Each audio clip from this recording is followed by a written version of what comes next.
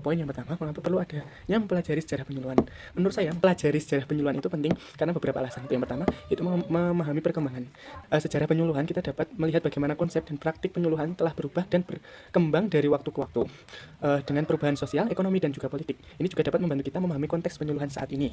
Yang kedua, belajar dari keberhasilan dan kegagalan. Dengan menulis sejarah, kita dapat mengidentifikasi pendekatan penyuluhan, mana yang efektif dan masa lalu, dan mana yang tidak efektif, dan antisipasi tantangan masa depan. Dengan memahami tren dan juga perubahan, kita dapat lebih baik mengantisipasi tantangan dan peluang yang mungkin dihadapi penyuluh dan di masa depan.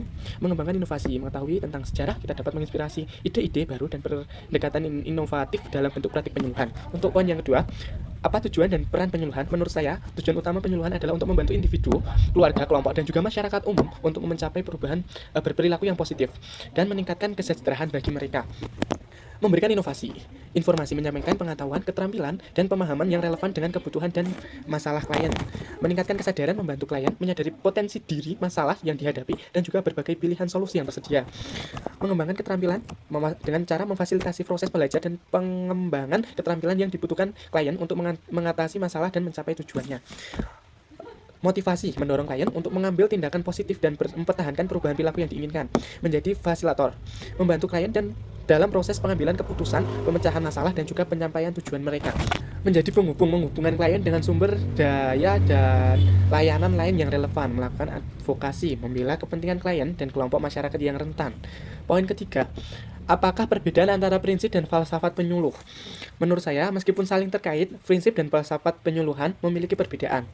Falsafat penyuluhan. Falsafat adalah landasan keyakinan atau pandangan mendasar yang mendasari seluruh praktik penyuluhan. Ini adalah nilai-nilai inti dan asumsi-asumsi tentang manusia, perubahan, dan proses membantu.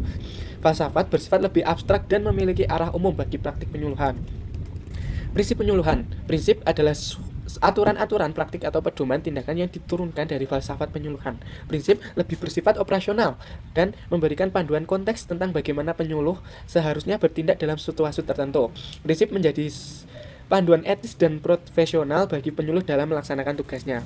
Sederhananya, falsafat adalah mengapa dan apa yang mendasari penyuluhan, sedangkan prinsip adalah bagaimana penyuluhan seharusnya dilakukan berdasarkan falsafat tersebut. Falsafat memberikan arahan ideologis, sementara prinsip memberikan panduan dan praktis dalam interaksi.